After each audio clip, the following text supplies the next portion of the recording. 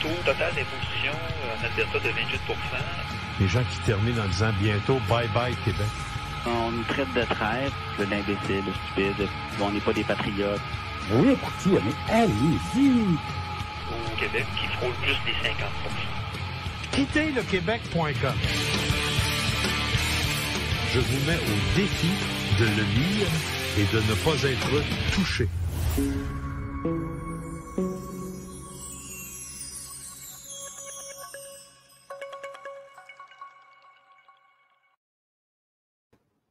Salut tout le monde, Yannick de quitterlequebec.com. On est rendu à l'épisode numéro 3. Yes, sir. Après X nombre de temps à avoir, je dirais pas bretté, mais à avoir fait ça, planifié de faire ça. Très content d'être avec vous encore ce soir. Bon matin pour moi. OK, il va falloir que je prenne un break tantôt, aller me chercher d'autres cafés. Oh merde, non, il n'en reste plus. Anyway, pas grave. Bon, ben pour commencer, on va faire, comme qui dirait, la housekeeping en anglais. Si vous êtes sur le feed, je vous demanderai de cliquer aimer, s'abonner, like, subscribe. Ce qui arrive, c'est que les likes, les abonnez-vous, c'est absolument gratos. Puis ça nous aide au niveau du show à pousser ça sur l'algorithme de quitterlequebec.com. Fait que si vous êtes au Québec, ça paraît peut-être pas dans vos suggestions encore, mais s'il y a suffisamment de monde qui clique like, qui clique s'abonner, ben ça va le pousser à plus de monde, puis plus de monde qui peut-être en ont plein leur casque, contents de quitter, vont pouvoir le faire, vont pouvoir trouver des conseils pour le faire.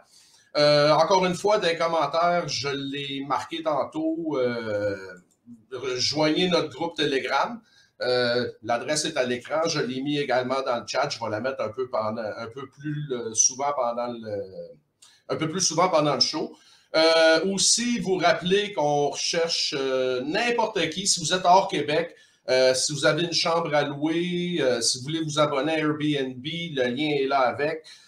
Si vous êtes, par exemple, un fiscaliste qui se spécialise, genre entre l'impôt canadien-américain, entre l'impôt canadien, entre les provinces, pour les gens qui ont une valeur nette plus élevée, qui cherchent peut-être à bouger. Vous êtes un avocat d'immigration américaine ou vous vous spécialisez là-dedans, on va vous plugger, ça va nous faire plaisir. Si vous êtes un assureur, il y a beaucoup de gens qui quittent le Québec, puis c'est un service qu'on offre. Souvent, qu'est-ce qui va arriver, c'est que où tu t'en vas à l'endroit où est-ce que tu es, tu ne seras peut-être pas assuré médicalement parlant dès le départ, puis la carte soleil après 6 mois, ben c'est capote. Donc, si vous avez genre un plan d'assurance, etc., comme ça que vous vendez, surtout dans les temps qui courent avec le COVID, on vous accueille à bras ouverts. Comme je vous dis, on va vous plugger sur la plateforme. Je vais lire votre commercial ici direct en ondes. Ça va me faire plaisir de le faire.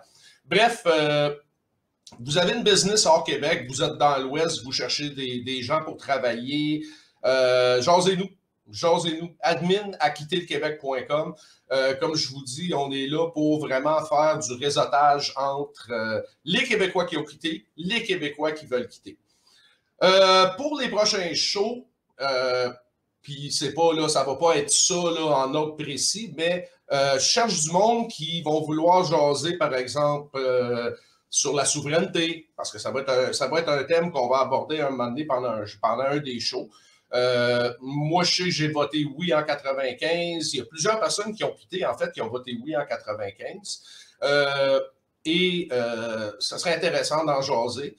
Vous êtes à l'étranger, marié ou avez une blonde québécoise. Vous êtes à l'étranger, marié ou avez une blonde étrangère, c'est-à-dire du pays où vous êtes, etc.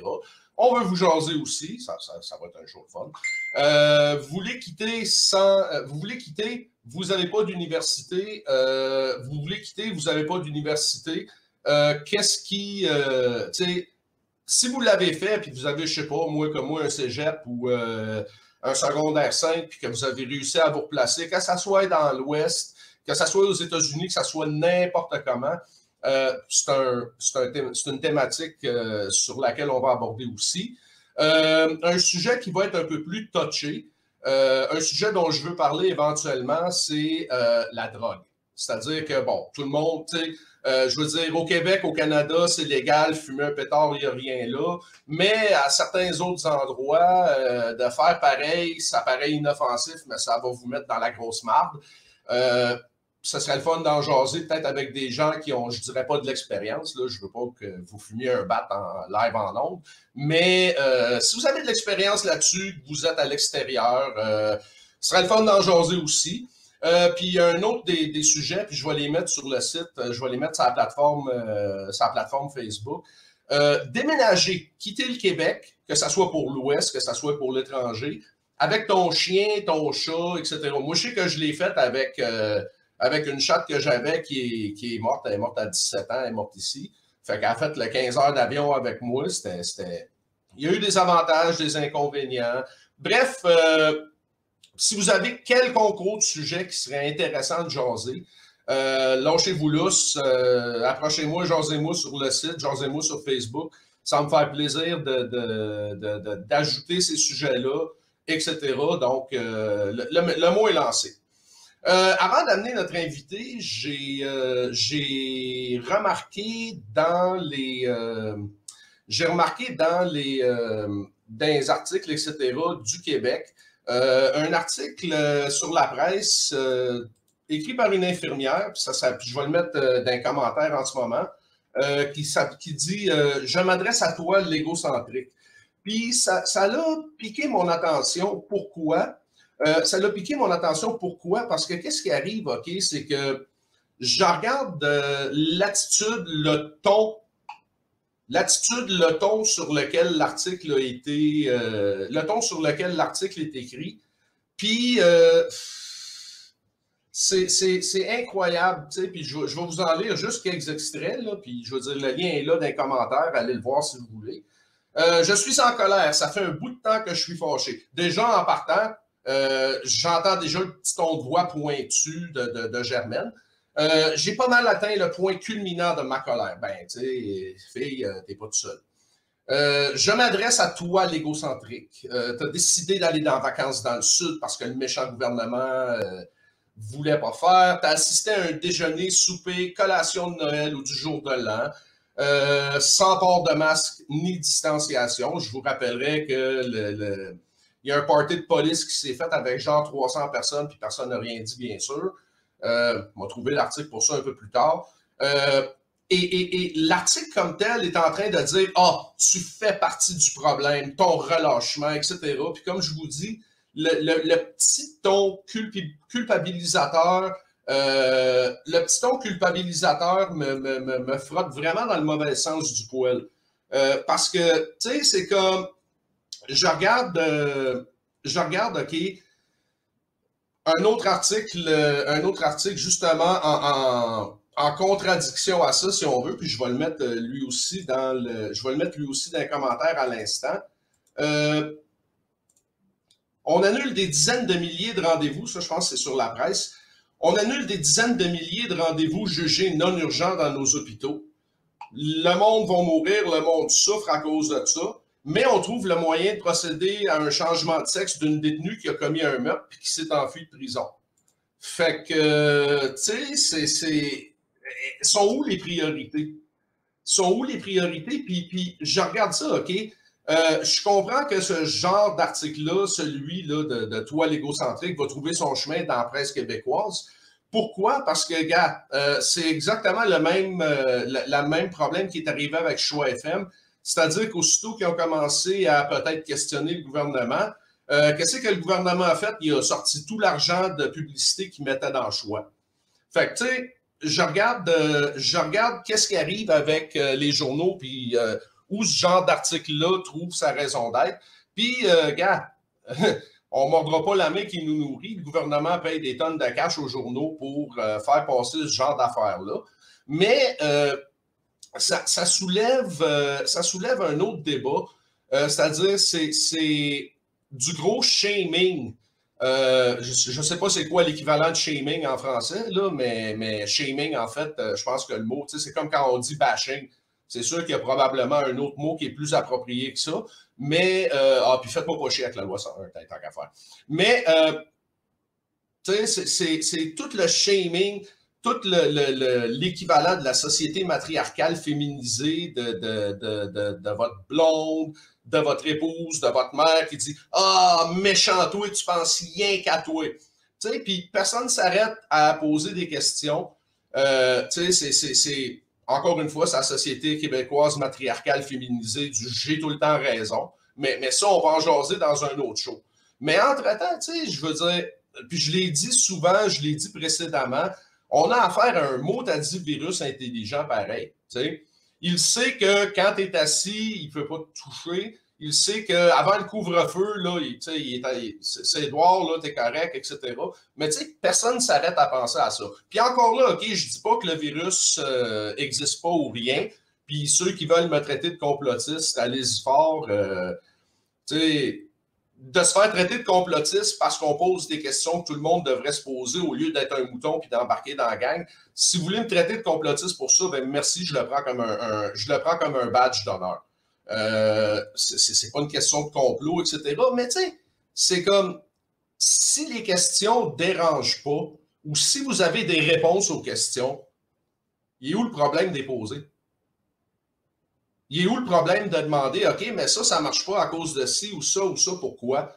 Tu sais, pourquoi est-ce que le système de santé au Québec, qui est si prisé, si applaudi, qui est supposément si beau, si bon, pourquoi est-ce qu'il se retrouve de même? Puis le même système qui est encouragé, qui est praised partout dans les médias, quand c'est un politicien québécois qui tombe malade, ou si il va se faire soigner, il va se faire soigner aux États-Unis. Fait que juste de quoi penser, tu sais. Fait que, puis je regarde, OK, tout ce qui arrive en ce moment. En ce moment, j'ai un membre de ma famille qui... j'ai un membre de ma famille qui me dit, tu sais, qui voulait s'en aller pour un certain temps dans les Caraïbes. Je dirais pas qui c'est, mais... Maintenant, OK, ça, c'est bloqué. Regardez le couvre-feu. Pas d'alcool, pas de cigarettes à telle heure, telle heure, telle heure, telle heure. Puis, ça en vient à se poser la question. Si vous voulez vous en aller, là, vous attendez quoi? Vous attendez quoi? Puis, encore une fois, OK, j'ai ramené l'article de l'égocentrique parce que pour ceux qui contemplent quitter, beaucoup d'entre vous allez avoir le même genre de shaming qui va vous arriver. Tu penses rien qu'à toi, tu veux t'en aller, il faut te faire payer tes études, etc., etc. Puis, tu sais, c'est bien plate, mais ça, là, c'est quelque chose que vous allez voir quand ça va vous arriver. Puis c'est pour ça qu'au cours du dernier show, je vous ai dit, tu sais, si vous contemplez faire ça, taisez-vous. Donnez pas une chance au panier de crabe de vous ramener dans le panier. Fait que non, c'est ça, tu sais. Mais encore là, couvre-feu, etc. Ils vont faire quoi? À quel point est-ce que vous allez être écœuré? Jusqu'à quand? Quand est-ce que vous allez être assez écœuré pour bouger, pour agir?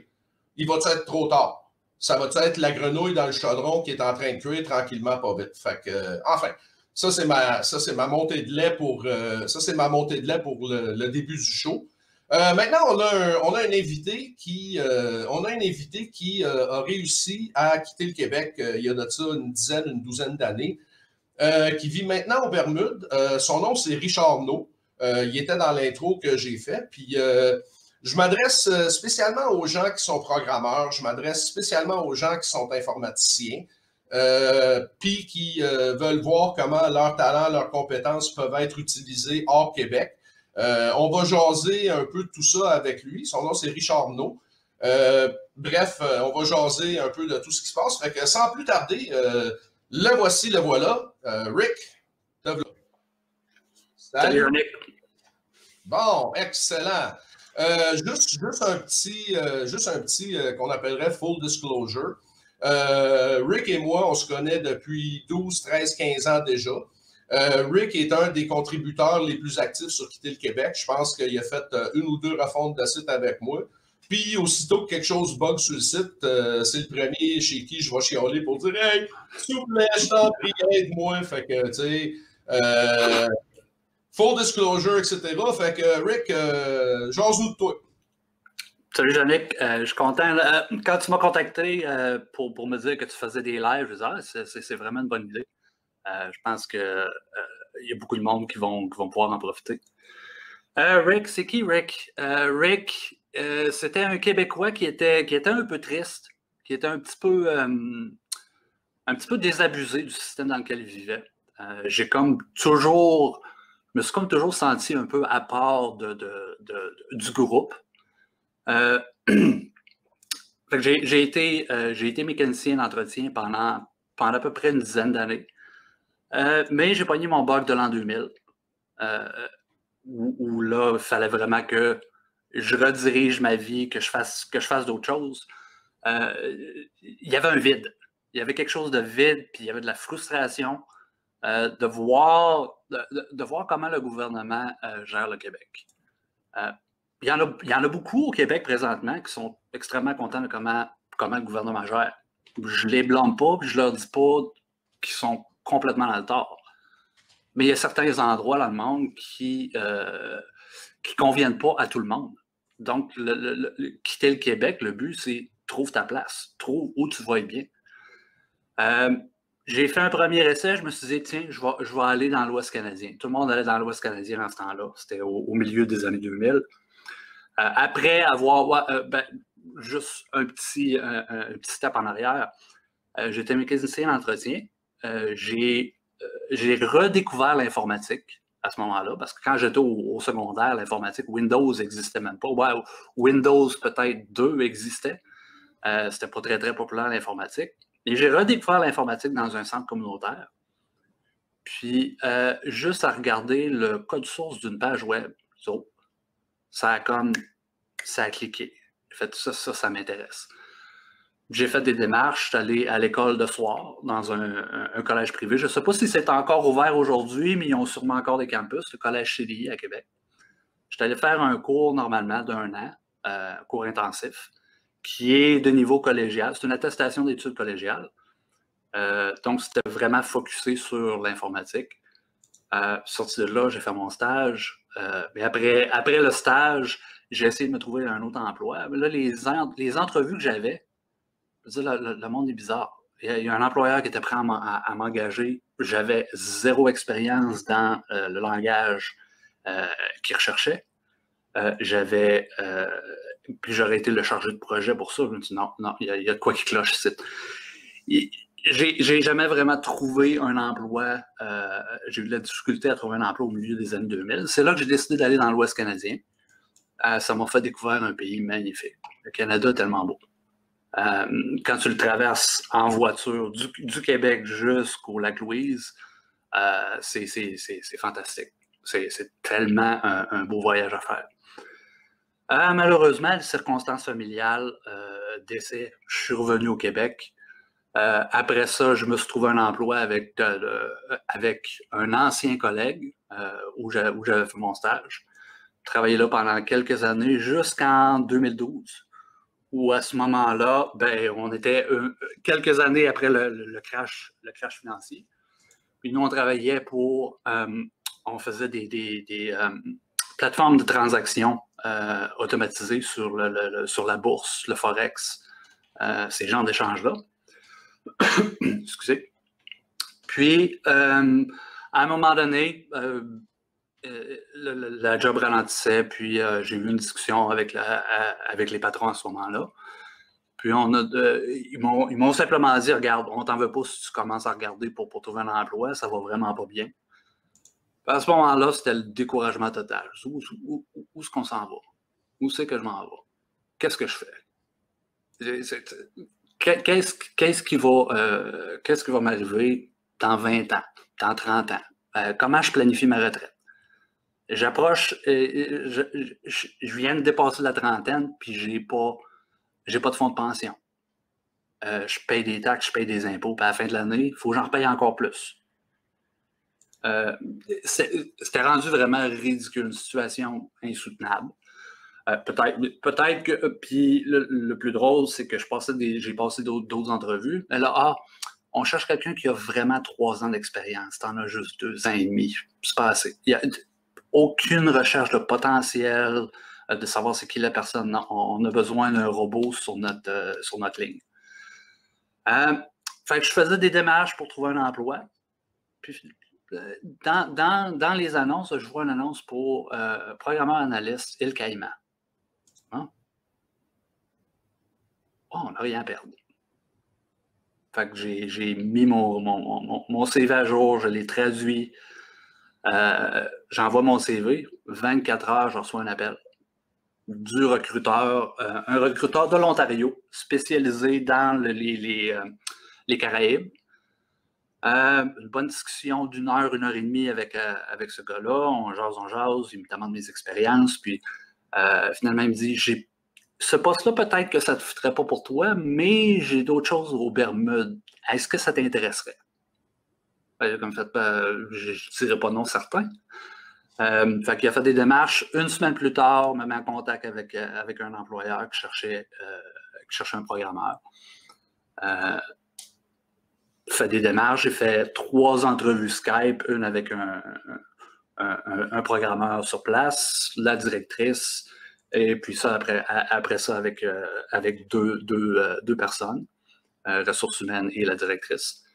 Puis le jour de ma fête en 2012, je reçois une offre formelle d'emploi pour les Bermudes. Donc, ça a été comme un très beau cadeau de fête. Signe ça. Puis à ce moment-là, j'avais honnêtement jamais voyagé. J'ai jamais quitté le Québec, sauf pour aller dans l'Ouest canadien. Jamais pris l'avion.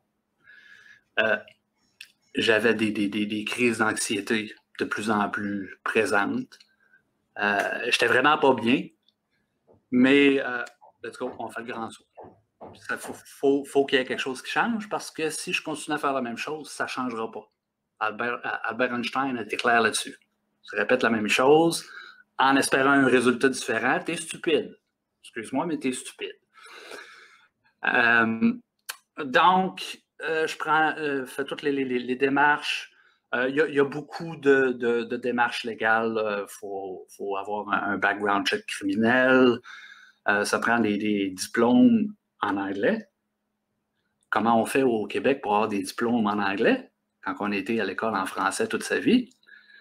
Donc, il faut trouver un traducteur officiel pour que ce soit authentifié, etc., etc. En tout cas, je fais toutes les démarches, envoie les papiers, parce que là, j'ai une offre d'emploi, mais ça ne veut pas dire que je vais avoir l'emploi, parce que les Bermudes doivent protéger leur main-d'œuvre pour pas que ça fasse comme on voit parfois au Québec dans certaines entreprises qu'on ne nommera pas, qui sont dans le vieux Québec, qui reçoivent énormément de subventions, aussi en informatique, puis que, ironiquement, il y a beaucoup de monde qui ne viennent pas du Québec, qui ont des emplois, puis il y a des Québécois qui appliquent, puis non. Puis les emplois sont subventionnés, mais ça, c'est une autre histoire. Donc là, j'attends ma confirmation du gouvernement des Bermudes. Est-ce que je vais avoir un permis de travail? La confirmation arrive, achète les billets d'avion pour la date X pour partir pour les Bermudes. Donc là, on prépare tout. Je vends mon auto, je vends mes meubles, je vends toutes mes possessions. Je me débarrasse d'absolument tout ce que j'ai. Je pars avec 2 valises le 2 septembre 2012, 2 jours avant l'élection provinciale québécoise. Une élection mémorable, avec une première ministre qui est restée en place très, très, très longtemps. Oui, Popo, c'est vrai. Oui. Donc, je suis arrivé aux Bermudes le 2 septembre. Je me promène à pied, je m'en vais faire un tour. En arrivant, j'ai un logement qui m'attend pour 1 mois. Donc, je suis logé par l'employeur pour 1 mois, le temps que je me trouve un logement. Le temps que ouvrir le compte de banque, faire toutes les démarches, etc. Donc, le dimanche, je sors, je m'en vais prendre une marche, je découvre c'est quoi les Bermudes. Première chose, c'est la chaleur et l'humidité au mois de septembre. C'est assez lourd. Ça frise le 40 degrés avec l'humidex. Donc, on marche lentement. Je découvre le monde dans la rue qui te salue, qui te dit bonjour, c'est vraiment, là, je suis là, c'est vraiment l'autre monde. Mais maudit qu'on est bien ici. Le monde est accueillant.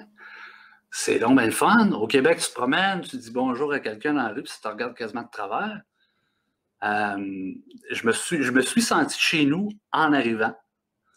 Je finis ma première journée de travail le lundi. Arrive là, puis là, ben, on commence pas à travailler directement. Là, c'est les présentations, puis etc. On me donne du temps pour aller s'occuper de toutes les choses à préparer en arrivant dans un nouveau pays. J'arrive chez moi le soir, j'ouvre Internet, puis je regarde les élections québécoises et je vois Pauline gagner. Je me dis, juste à temps. J'ai quitté juste à temps. Donc ça c'est mon background, puis ça, ben, ça fait un petit peu plus de 8 ans. Donc depuis le 2 septembre 2012, je suis aux Bermudes et je ne retournerai pas en arrière. Quel changement! Excellent, excellent. Donc, 0 regret, c'est bien ça? Zéro. Même la poutine ne me manque pas parce que, comme je te disais tantôt, je viens d'en manger une. Tais-toi. Puis t'as le drapeau British en arrière, maudit anglais. Non. Ça, c'est quelque chose que ma grand-mère a fait. Fait ça à la main. C'est comme une toile, c'est une toile de jute. C'est de la... comment on appelle ça? Oh my God, ma mère m'a tué. Aïe, c'est bien hot! Ouais, fait qu'elle m'a fait ça, elle avait 94 ans quand elle m'a fait ça. Wow! Eh oui. Wow! Je reste sans mots. Regarde, j'ai des questions qui rentrent sur le chat. J'ai aussi, moi, des questions à te shooter. Fait qu'on va prendre un petit 5 minutes, puis je vais mettre un clip de ce que ça a l'air Hamilton aux Bermudes, là où tu vis, juste pour donner une idée au monde de ce que ça a l'air. C'est une formule que je veux essayer de faire avec tous les invités qui sont hors Québec.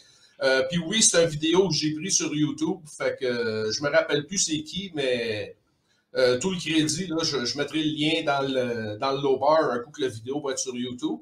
Fait que si t'es prêt, on part ça de là. Oui.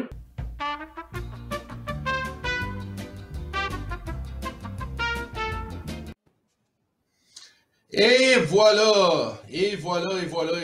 C'est quelque chose. J'imagine que partout où est-ce qu'on a vu dans le clip, c'est des places que tu es allé. Je veux dire, je regarde la grosseur de l'île, puis ça doit se faire à pied en 2 temps, 3 mouvements. L'île, juste pour donner une petite idée au monde, ceux qui sont familiers avec l'île d'Orléans à Québec, les Bermudes, c'est plus petit que l'île d'Orléans. Donc, c'est une île de... Oui, c'est une île de 54 km² qui est située à environ 1000 km à l'est de Cap Hatteras. Donc, on est un petit peu plus haut que la Floride. On est vraiment comme situé à l'est du Gulf Stream qui monte. Donc, on est dans ce qui est appelé la mer de Sargasso. Donc, le Sargasso Seed. La mer des Sargasses. Oui. Donc, on est situé dans la mer des Sargasses. Donc, il y a un hiver, c'est pas un climat tropical, c'est un climat subtropical. Comme présentement, ce soir, il fait 15 degrés Celsius. Là, il est 11h30 le soir. Donc, environ 15 degrés Celsius. L'hiver, ça peut descendre jusqu'à 10 parfois. C'est pas très, très chaud parce que c'est extrêmement humide. 10 degrés à 74% d'humidité, c'est pas chaud. Ouais, c'est comme ici. Comme on dit. Donc oui, c'est magnifique. Puis là, justement, toutes les places qui étaient dans cette vidéo-là, j'ai tout vu ça. Même, on voyait le bureau où je travaille présentement, qui est situé juste à côté d'une belle grosse marina. Le quartier des réassureurs, comme on dit. Oui, mais il y a beaucoup... c'était très focusé sur la ville d'Hamilton.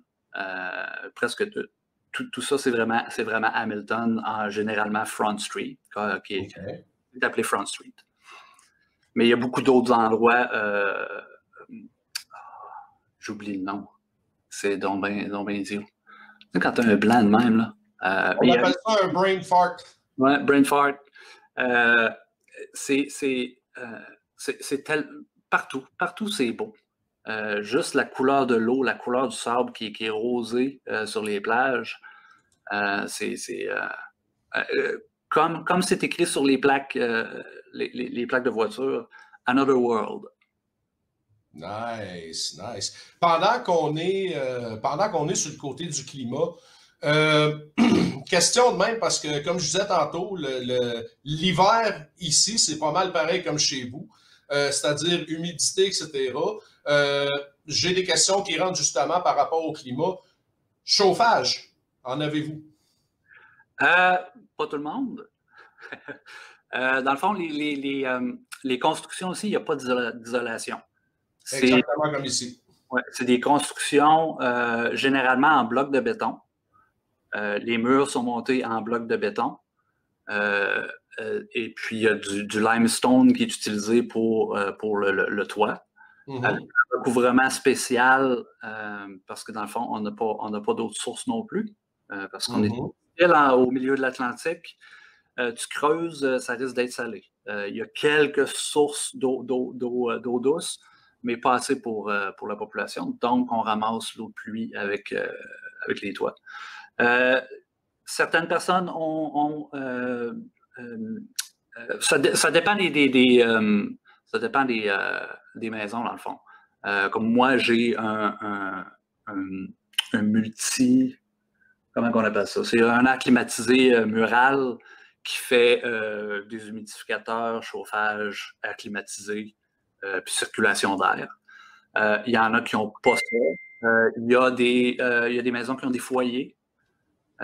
Donc, on peut toujours partir un petit feu pour se réchauffer dans les journées les plus froides. Donc, c'est vraiment cas par cas. Il y a des maisons qui n'ont même pas d'air climatisé non plus. Ça dépend. C'est selon la préférence et le budget du propriétaire. L'été, ça doit être la fun. L'été, pas d'air climatisé, je ne sais pas. Parce que oui, quand la chaleur, quand la pierre réchauffe, ouais. En fin de journée, même si le soleil est parti, il fait chaud. Donc, oui, on transpire beaucoup sans air climatisé qui vire. Ouais. Quand tu vas passer ici, je te jure, c'est exactement pareil. Exactement pareil. Puis, côté météo, j'ai Eric sur le chat de Facebook qui demande combien tu as eu d'ouragans depuis ton arrivée, puis comment tu deals avec ça. Puis j'ai l'impression que ça va être pareil. J'ai l'impression que ça va être pareil comme moi avec les typhons ici. Combien j'en ai vu? Le premier week-end, après ma première semaine, donc je suis arrivé aux Bermudes le samedi, je me suis promené le dimanche, je fais ma première semaine de travail. Puis il y avait une sailing expedition. So, on allait faire une aventure de voilier. Ça a été cancellé parce qu'on avait une tempête tropicale qui s'approchait. Une semaine et déjà une tempête, mais ça a été vraiment juste de la pluie.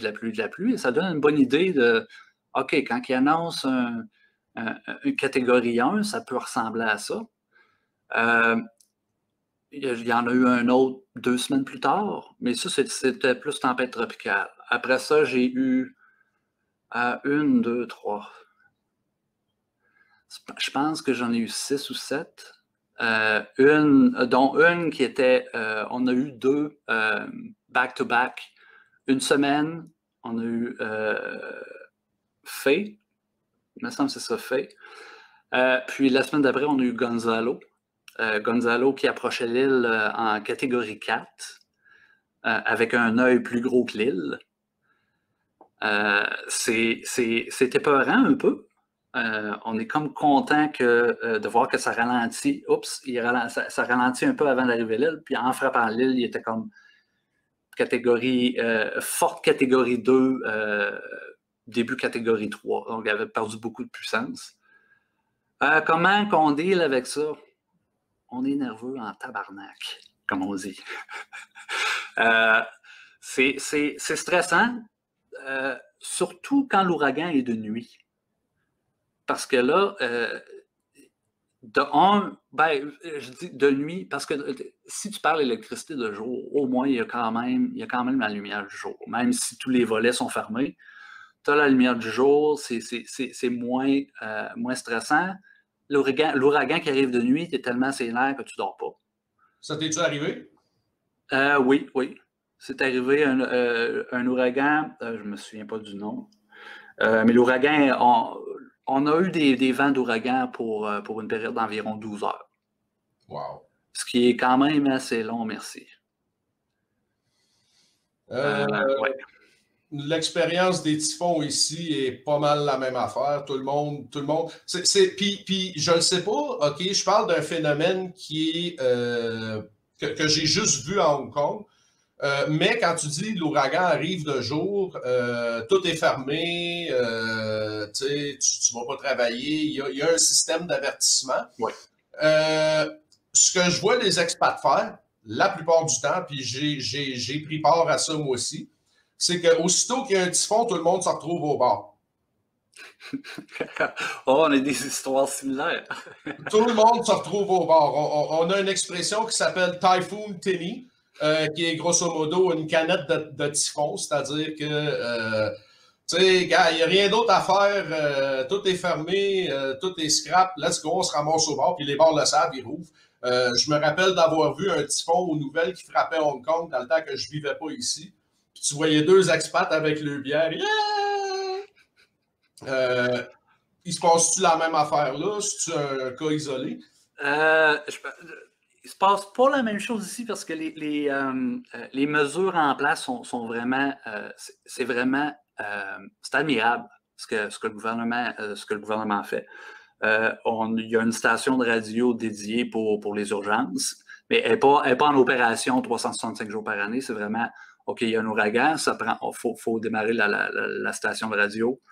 Il y a des updates à toutes les 30 minutes. Les préparations, le comité de Emergency Measure Organization s'occupe de vérifier, OK, l'ouragan s'en vient où, va frapper quand, etc. Puis, avertissent la population. Le monde est habitué, le monde est préparé. Donc, ils savent souvent des jours d'avance, sont déjà prêts.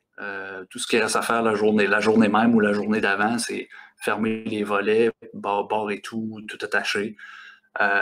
Non, c'est vraiment bien organisé, mais je suis pas mal convaincu que les ventes de rhum, de Black Rum, sont en hausse parce qu'ici, le Rum Swizzle est assez populaire à ces temps-là. La plupart du monde font des parties d'ouragan. Donc, une gang d'amis, on s'en va tous dans la même maison, on passe l'ouragan ensemble en buvant peut-être un petit peu trop pour être responsable s'il se passe de quoi. Donc, ça paraît peut-être moins pire.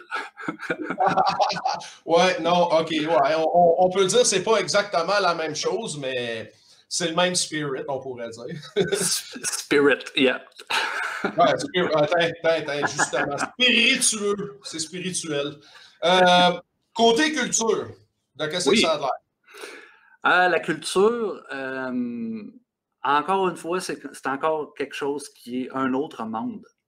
C'est la première fois que tu vois un homme d'affaires avec un veston cravate, des shorts, des genoux qui montent jusqu'en bas des genoux, puis des souliers bien chaînés, marcher dans la rue, tu le regardes, tu es comme, qu'est-ce que c'est ça?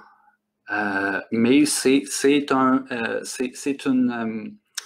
une façon de s'habiller qui hérite de la culture britannique. Je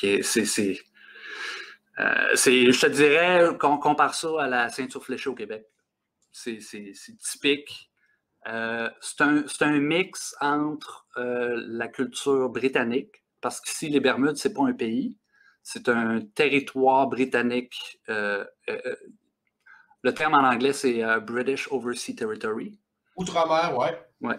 Donc, c'est pas un pays totalement indépendant, mais le gouvernement a une très grande marge de manœuvre pour virer de bord le gouvernement d'Angleterre si ça leur tente, dépendamment des sujets. Mais on reste des sujets de la couronne. Donc, il y a une grosse influence britannique, mais on est tellement proche des États-Unis qu'il y a une grosse influence américaine.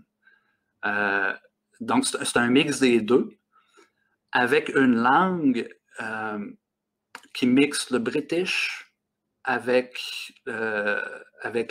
l'accent des Caraïbes.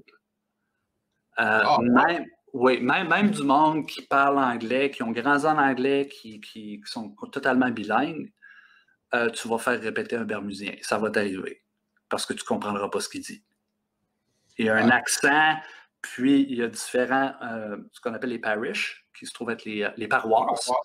Les paroisses, les différentes paroisses des Bermudes, c'est comme au Québec. Il y a des accents dans les différentes régions. Même si c'est une petite région, il y a des accents typiques à l'île de Saint-David. Il y a des accents typiques pour la côte ouest. Ouais, c'est spécial. Mais puis il y a du monde de... c'est pas des blancs, des noirs. C'est des blancs, des noirs, avec toutes les couleurs entre. Tous les tons entre les deux. Il y a une diversité gigantesque. Depuis que je suis ici, c'est britannique. Ça a été colonisé par les Britanniques à peu près en même temps que Québec. 1609, si je ne me trompe pas, que les Bermudes ont été fondées. Où c'est que je m'en allais avec ça? Ouais, donc c'est britannique. Peux-tu me ramener ça à la traque? J'ai comme perdu où ce que je m'en allais avec. Tu parlais que ça avait été fondé en 1609, qu'il y avait une diversité énorme entre les diversité. La diversité, population locale portugaise. Il y a une communauté portugaise qui est arrivée il y a très, très, très longtemps. Petite communauté portugaise, bien sûr, malheureusement, la traite d'esclaves. C'était la période de l'esclavagisme. Les Bermudes ont une histoire d'esclavagisme, mais qui a été abolie longtemps avant les États-Unis, par contre. Donc, c'est une population moitié-moitié, je dirais. Mettons, on met deux catégories, c'est moitié-moitié blanc-noir, avec une majorité un petit peu plus grande de noirs. Mais, avec les travailleurs étrangers qui viennent ici, il y a du monde de partout. J'ai rencontré du monde du Kazakhstan, de la Roumanie, de la Pologne, l'Espagne, le Brésil, l'Angleterre, les États-Unis, ou d'autres. J'ai rencontré du monde des Philippines, de l'Indonésie. Il y a vraiment du monde de partout qui viennent travailler aux Bermudes. Wow. Donc ça apporte diverses cultures. La restauration, il y a tellement de diversité, des restaurants indiens, des restaurants typiques. C'est une culture vraiment diversifiée, mais il y a un fond très britannique. Ce petit drapeau-là, on le voit souvent. Ben, c'est à peu près, je pense, un peu, bon, à certains égards, là, le même background, si on veut, que où moi je vis. C'est-à-dire que même si le drapeau de Hong Kong a été changé pour l'espèce de fleur qu'on voit, le drapeau que tu as là, c'était équivalent à celui qu'on avait de Hong Kong britannique. C'était l'équivalent de ce qu'on regarde quand tu vas, par exemple, en Australie, en Nouvelle-Zélande. Le Commonwealth. C'est ça, exactement, le Commonwealth. Excellent. J'ai Christian Bouchard, à qui on a jasé la semaine passée, qui est en Arabie Saoudite, qui pose la question, puis ça va m'amener sur la prochaine track. Salut Rick, ton histoire est intéressante. J'aimerais savoir quelle est la position fiscale aux Bermudes. Combien d'impôts tu payes comparé au Québec? Puis, moi, je vais ajouter à ça, ouais, le coût de la vie, etc. Côté cash, ça a l'air de quoi? On va pas se plaindre. On n'a vraiment pas à se plaindre. Les impôts, il y a une règle générale, mais il y a du cas par cas, dépendamment des employeurs pour lesquels tu travailles. Il n'y a aucun impôt corporatif. Donc, le gain sur capital, ce n'est pas imposable. Donc, si tu fais de l'argent et tu fais des profits, c'est à toi. Il n'y a personne qui te le vole. Les impôts, il n'y a pas vraiment d'impôt. C'est une taxe sur l'emploi. Ils appellent ça le payroll tax. Donc, le payroll tax, ça fonctionne. Il y a un maximum. Je sais que les taux ont changé légèrement là, dans les 2 dernières années, parce que je ne veux pas économiquement, c'est comme partout. Parfois, c'est difficile.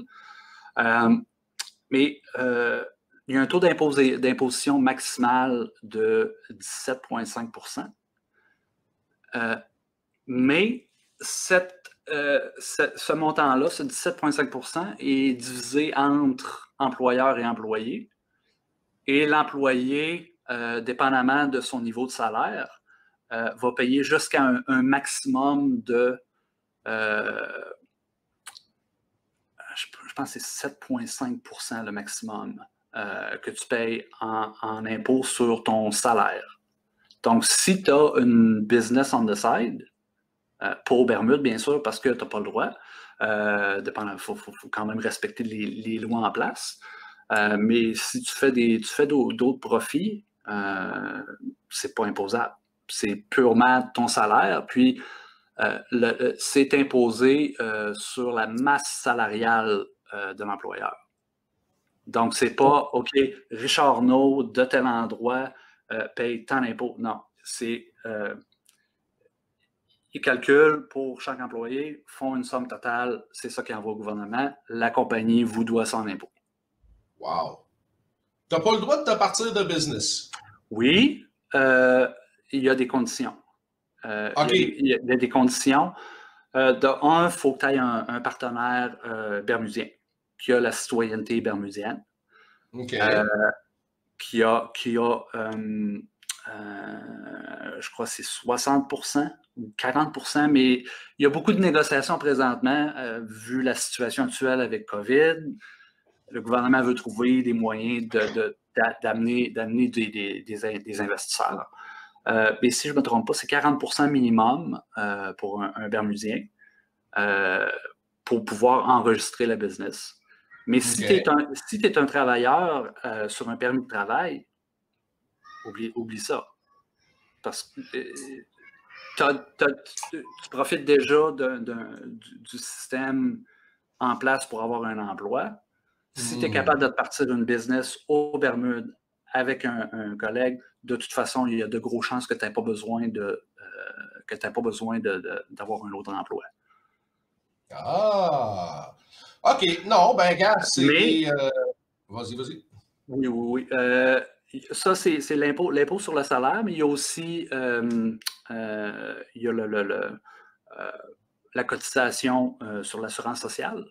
Alors, on a la même chose, similaire à ce qu'il y a au Québec, c'est 1,5 ou 1,5 % je crois, de ton salaire brut. Puis c'est les seules déductions qu'il y a. Taxe à la consommation, bien sûr, il n'y en a pas, mais c'est une taxe à l'importation. Donc, tes produits sont taxés. Par contre, quand tu vas à l'épicerie, quand tu vas dans un magasin, si c'est écrit 80 $, c'est 80 $. C'est pas 80 plus tel pourcent, plus telle condition, plus ci, plus ça. Tu sors de là avec un bill de 120 $. Non, c'est 80, c'est 80. Sérieux, ça, c'est la chose que j'adore de vivre ici. C'est la chose que j'adore de certains autres endroits où je suis allé. C'est que tu n'as pas cette surprise-là quand tu es à la caisse. Oui. Puis tu sais, tu as des places comme, par exemple, tu vas magasiner, je ne sais pas, en Chine, ça va être le même prix et le prix comprend déjà la taxe, s'il y en a une. OK? Je dis la Chine, là, mais à certains autres endroits, c'est comme ça. Mais t'es-tu d'accord avec moi pour dire que moins qu'il y a de taxes, plus que le monde dépense? Bien, c'est sûr. économie de base, l'économie 101. Il y en a beaucoup qui ne comprennent pas. Ils veulent juste... Je ne sais pas ce qu'ils cherchent à faire quand ils pensent qu'on va taxer plus, ça va aider l'économie. J'ai aucune idée de comment ce monde-là pense. Ouais. Ben, faut dire une chose aussi, c'est que je présume qu'au Bermudes, le gouvernement est beaucoup plus petit. L'appareil gouvernemental est beaucoup plus petit. J'irais même jusqu'à dire, est-ce que tout le monde se connaît, tout le monde est voisin? Possiblement. Okay. Mais j'imagine que ça a à voir avec le fait que l'imposition n'a pas besoin d'être énorme. Puis l'imposition, c'est la chose qui me fait capoter, OK?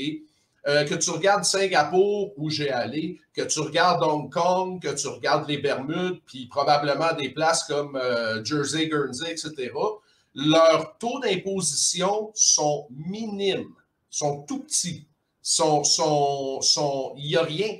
Puis pourtant, l'argent le sort par tous les trous. C'est débile. Je vais continuer ces questions. Il y a Maxime Bergeron qui pose la question, puis ça va m'aider à jumper au volet de ça. Merci de partager ton expérience. Petite question. Les Québécois, arrêtez de dire petit à tous les deux mots, monsieur Arthur. T'es pas fait pour être petit. OK? Mais anyway, je comprends. Là, je fais un aparté là-dessus. OK? De quoi est-ce que les mesures sanitaires ont l'air aux Bermudes? Puis le système de santé, qu'est-ce que ça a l'air? Les mesures sanitaires, j'imagine que c'est la référence au COVID, au SARS-CoV-2. On a eu des cas. La façon que ça s'est passé ici, c'est qu'au mois de février, le gouvernement observait la situation. Notre employeur a décidé que non, nous autres, même si le gouvernement n'a rien mis en place, on va travailler à distance à partir de telle journée à la fin de février. On a eu un lockdown drastique au mois de mars, un lockdown similaire à ce que le Québec vit présentement, mais c'est parce qu'on l'a fait en partant. Tout était fermé. Et quand je dis tout, c'est tout, sauf l'épicerie et tous les services d'urgence, hôpitaux, docteurs, etc. Donc, on a tout fermé pendant 2 semaines. Mais là, ma mémoire faillit, c'est comme l'année 2020 a été tellement weird. Peut-être que ça a été un petit peu plus long, un petit peu plus court, mais on a eu, puis après ça, on a eu une réouverture en phase. Donc, c'était le couvre-feu à partir de 8 h le soir jusqu'à 8 h le matin.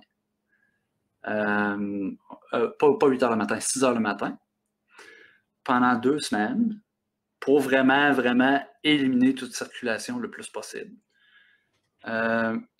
Après ça, on a ouvert, là, ils ont ouvert tranquillement certains commerces par phase. Donc, on rouvre pour la livraison de restaurants, par exemple. Là, il y a eu la livraison, on pouvait commander du restaurant, ce qui est quand même plaisant.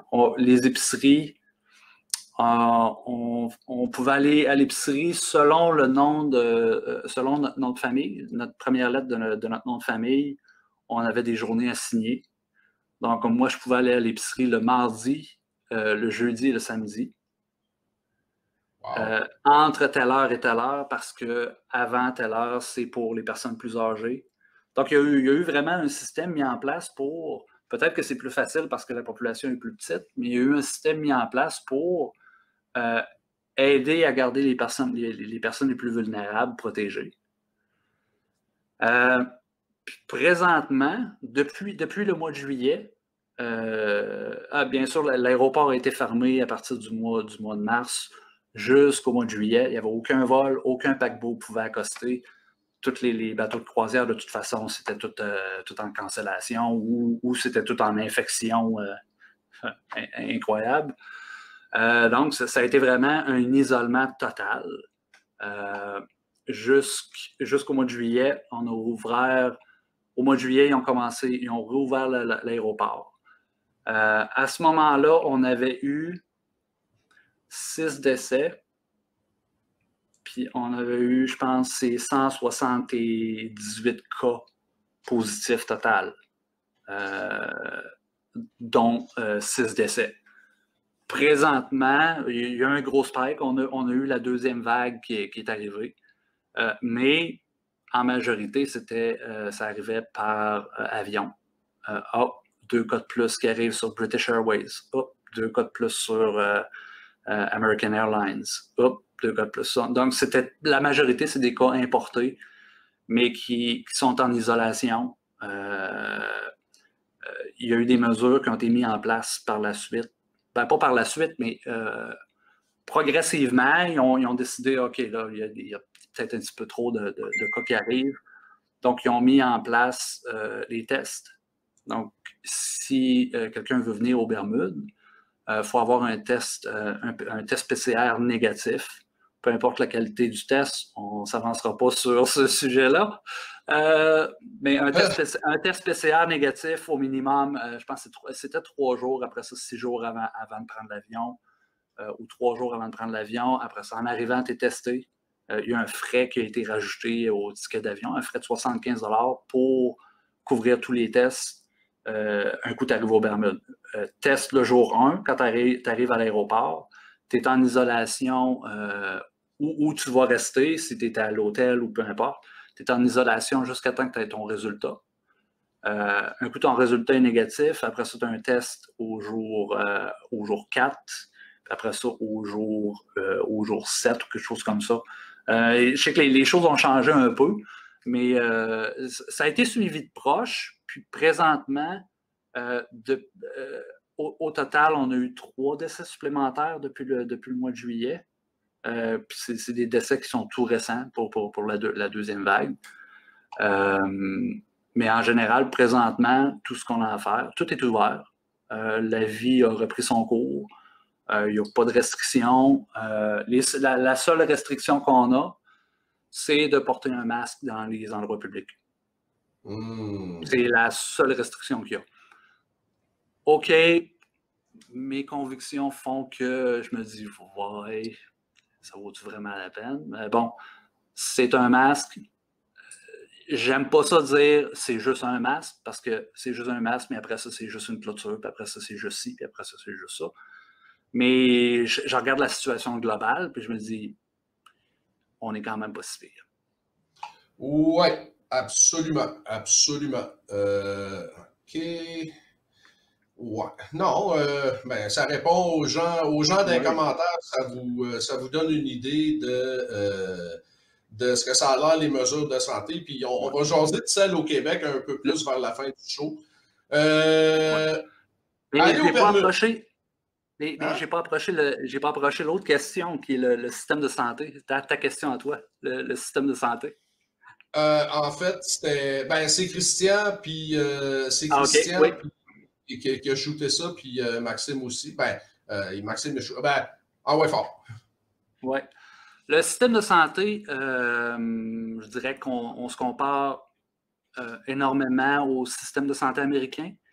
On a un gros hôpital, le King Edwards Memorial Hospital, le KEMH, qui est un hôpital qui a été bâti. Quand je suis arrivé en 2012, il était en construction. Okay. C'est un hôpital flambant neuf, très moderne, des soins fantastiques. Tous les employés. Donc, ça fonctionne similaire aux États-Unis. Quand tu es un employé, ton employeur est obligé de te fournir une assurance médicale d'un certain niveau, un niveau de base. C'est des règles qui sont établies par le Bermuda Health Board. Je ne me souviens pas. Dans le fond, tu payes une assurance 50-50. C'est un peu comme une assurance collective, comme il y en a beaucoup au Québec qui ont ça, une assurance collective, qui couvre généralement les soins de santé, tout ce qui est soins de santé, urgence, soins dentaires, soins oculaires, bref, une grosse assurance qui couvre presque tout. La plupart du monde, c'est ça qu'ils ont. C'est 50-50 employé-employeur, mais dépendamment de ton employeur, il y a des employeurs qui payent 100% de ton assurance. Donc, tu payes, quand tu vois ton salaire brut qu'ils te donnent, ben, tu peux te dire que c'est presque ton salaire net, parce que la plupart des déductions sont payées par l'employeur. Vitesse des soins extrêmement rapide. Il m'est arrivé un épisode où je ne filais vraiment pas bien. Je suis allé voir le docteur, puis il voulait me faire passer des examens supplémentaires, un CT scan. Il a appelé à l'hôpital. Ben, ils ont envoyé un fax à l'hôpital. Ils ont reçu la réponse. Enfin, la journée même, c'était 1h30 plus tard, j'étais à l'hôpital, j'ai passé le scan. Je suis retourné au bureau du médecin par la suite. Les résultats étaient déjà rendus. Donc, en l'espace d'un après-midi, je suis passé d'un malaise que j'avais à « OK, prends ça ». En un après-midi. Et ça m'a coûté la visite au docteur qui est, dans le fond, le déductible. Donc, une visite au docteur m'a coûté 118 $, je crois. Wow! Wow. Donc, c'est un système de santé qui est assez performant. Il y a un peu de compétition parce qu'il y a beaucoup c'est des cliniques privées. C'est presque toutes des cliniques privées, sauf l'hôpital général. Donc, le monde veut offrir un bon service à leurs patients. Il y a des prix qui sont fixés, bien sûr, par le gouvernement. C'est quand même assez bien géré. Malheureusement, oui, il y a des personnes qui probablement sont pas couvertes. Mais ça, même si c'est un système de santé universel, est-ce que tu reçois vraiment tes soins toujours? Ou est-ce qu'ils te traitent vraiment comme c'est quelque chose d'important, c'est ta santé, c'est ta vie? Tu sais quoi? Oui, c'est ta santé, c'est ta vie, OK, mais je pense que tu vas être d'accord avec moi aussi de ce côté-là, c'est que c'est ta santé, c'est ta vie, c'est pas à quelqu'un d'autre à s'en occuper pour toi. Tu sais, voilà. C'est comme qu'ils disent, c'est à toi les oreilles. Fait que si t'es pas foutu de t'en occuper, je pense que c'est pas à la société de s'en occuper pour toi. Tu sais, OK, oui, c'est sûr. Est-ce que ça veut dire que j'ai pas d'empathie pour les gens qui sont dans marbre côté santé pour X, Y raison? Non, absolument pas. Mais je prends l'exemple de quelqu'un qui était proche de moi jadis, qui aujourd'hui est aux prises avec des tonnes de problèmes de santé, mais qui a vu comme un trou toute sa vie. C'est comme t'es l'artisan de ton propre malheur à un certain degré. Puis c'est une chose, puis je veux pas tomber là-dedans tout de suite, mais c'est une chose que je pense au Québec qui manque au monde, c'est cette responsabilisation-là que le monde a envers leur situation. Puis je parle pas juste de leur santé. Je parle, tu sais, qu'est-ce qui t'arrive? Ah, c'est pas de ma faute, le gouvernement-ci, c'est pas de ma faute, ah, telle affaire est arrivée. T'es-tu d'accord avec moi pour dire, puis je vais y revenir, qu'il y a un sentiment général au Québec de je suis une victime, c'est pas de ma faute, sans jamais que le monde ait à se regarder puis dire, tu sais, à quel point est-ce que ma contribution à la marde dans laquelle je suis a à jouer? Oui, je suis vraiment d'accord. Il y a beaucoup de monde qui se déresponsabilise. On parle du Québec, mais si on regarde généralement, c'est un phénomène mondial. Ouais. La plupart du monde se déresponsabilise ou je ne sais pas ce qui se passe, puis c'est dommage parce que le monde ne réalise pas le potentiel qu'ils ont, le potentiel ce qu'ils peuvent réaliser. Non. Ça va mal à cause de ça, puis à cause d'un tel, puis à cause de, puis à cause... Oui, mais toi, qu'est-ce que tu as fait aujourd'hui? Qu'est-ce que toi, tu as fait aujourd'hui pour changer ça? C'est ça. Exactement. Si tu n'as rien fait, ben désolé, mais si tu fais rien demain, ça ne changera pas non plus. Et voilà. Et tu vas toujours être une victime. C'est la responsabilisation, mais ça, c'est vraiment un symptôme des gouvernements qui sont en place. Un symptôme du gouvernement, le gouvernement où le gouvernement prend soin de tout pour toi. Oui. Il s'occupe de ton fonds de pension, même s'il ne s'en occupe pas. Il s'occupe de ta santé, même s'il ne s'en occupe pas. Il s'occupe de ton éducation, même s'il ne s'en occupe pas. Je pense qu'il y a un pattern qui est facile. Il n'y a pas de responsabilisation, puis c'est toujours la faute de quelqu'un d'autre. Oui. Oui, puis tu as entièrement raison quand tu dis que c'est un pattern qui est au niveau mondial, parce que, comme je l'ai déjà répété, puis je ne suis pas populaire avec l'opinion, mais tu as vu ce qui s'est passé à Hong Kong au niveau de toute la marque qu'on a eue ici en 2019. Puis encore une fois, ça me fait chier pour les jeunes qui sont là, parce que c'est eux autres qui ont à nettoyer le dégât, à défaut d'un meilleur terme. Mais ils n'iront jamais dire à leurs parents puis à leurs grands-parents, t'es venu de Chine, t'as traversé ici parce que tu savais que la Chine s'en venait. Pourquoi t'as rien fait? Pourquoi t'as pas manifesté? Pourquoi vous n'êtes pas fait entendre dans le temps que les British étaient ici? T'sais? Puis c'est sûr, OK, que de regarder, comme qu'ils disent, hindsight is 2020.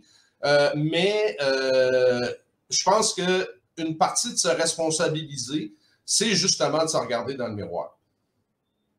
Eh oui. Ouais, d'accord. Eh oui. C'est pas toujours facile, mais... C'est difficile d'avouer qu'on a tort ou qu'on se trompe. On peut le voir sur les réseaux sociaux.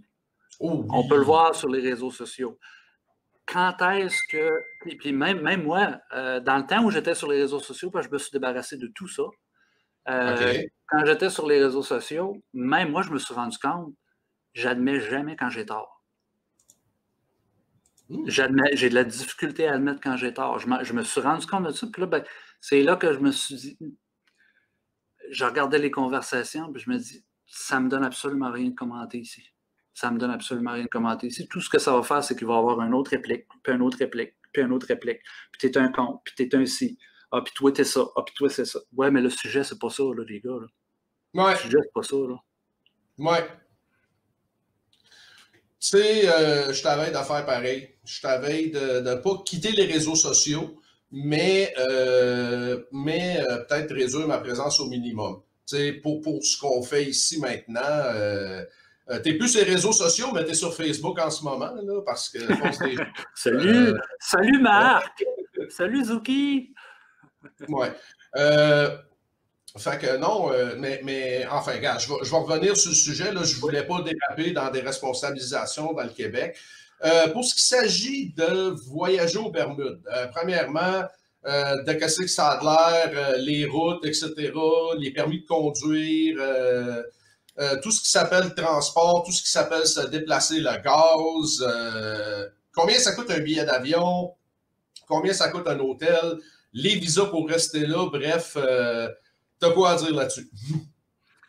D'un, si vous êtes Canadien, vous avez un avantage magnifique pour voyager, fait que profitez-en.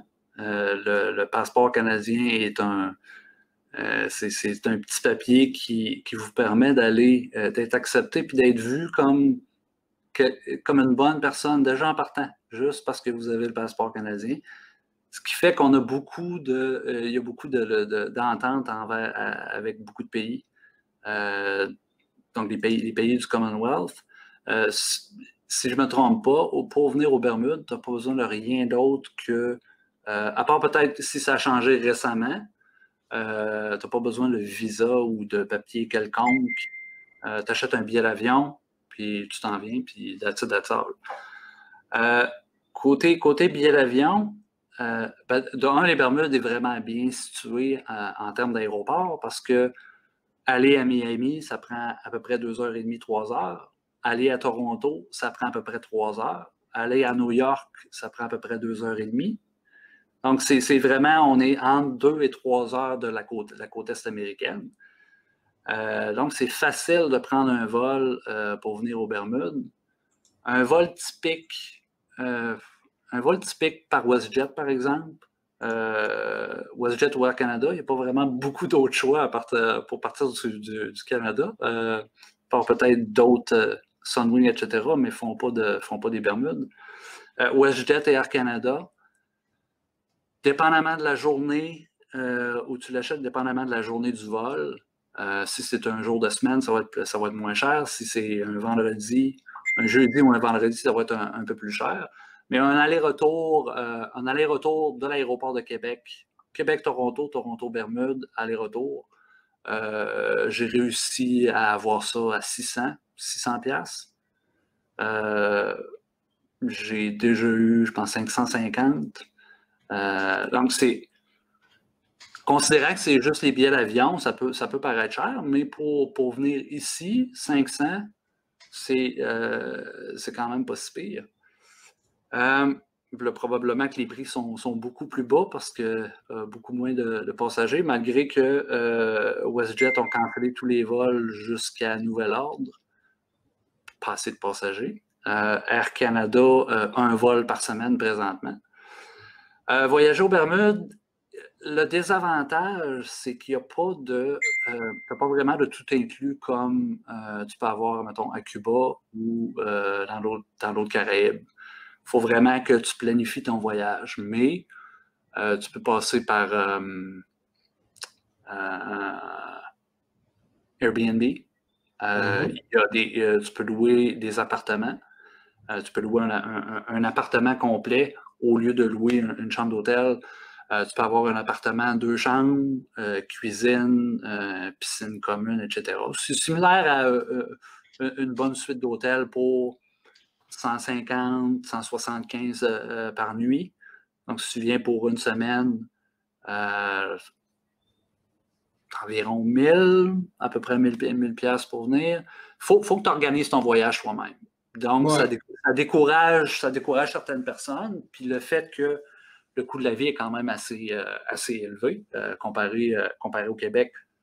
Ben, si tu viens d'ailleurs, puis tu viens ici, le coût de la vie est élevé. Mais si tu habites ici déjà, c'est plus avantageux qu'au Québec. Donc, il n'y a pas. C'est une chose que j'ai remarqué beaucoup avec tous les collègues de travail que j'ai eus par le temps, puis le monde que j'ai côtoyé. Il y a beaucoup de monde qui voyagent puis qui vont voir leurs proches qui sont dans d'autres pays. Le Québec ne fait pas ça. J'ai pas vu. Il n'y a pas beaucoup de voyageurs.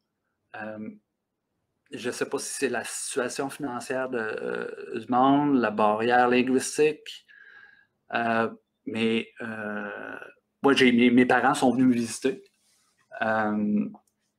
Ma sœur est venue me visiter, mais c'est certain qu'ils ne peuvent pas se permettre de venir à chaque année. Ils ne peuvent pas se permettre. Puis quelqu'un qui veut profiter de vacances dans le sud, l'hiver, ben, ça ne vaut pas vraiment la peine de venir aux Bermudes pour un 15 degrés, 15 degrés en plein hiver. Donc, c'est comprenable que le monde vont plus vers Cuba ou des destinations où tout est inclus, tu n'as pas de casse à la tête. Il faut vraiment que tu sois quelqu'un qui est plus voyageur, aventurier. Ouais. Tu es capable de t'organiser, la responsabilisation, comme on disait tantôt. Être responsable de ce qui se passe dans ton voyage.